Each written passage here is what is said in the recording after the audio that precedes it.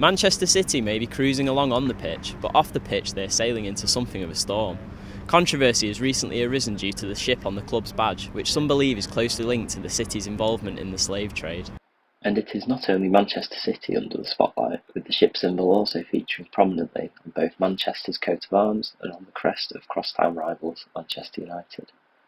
The boat symbol was included in the coat of arms to represent free trade, which made Manchester one of the world's largest and wealthiest trading hubs in the late 18th and early 19th centuries. The city was nicknamed Cottonopolis, and was receiving cotton to be spun into various goods from as early as 1781, much of which originated from plantations in the Americas that used enslaved people for labour.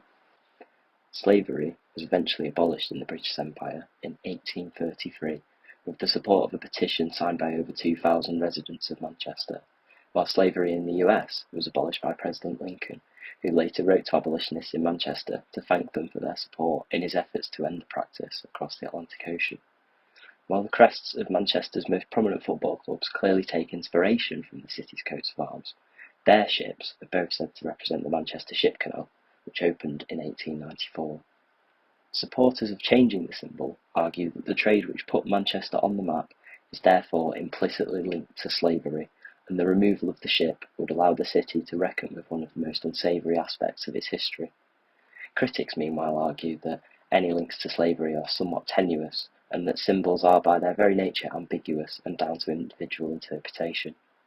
Neither club has yet made an official comment on the subject, but with both having featured a ship as a key part of their various crests down the years, it seems unlikely that the boats will be removed anytime soon.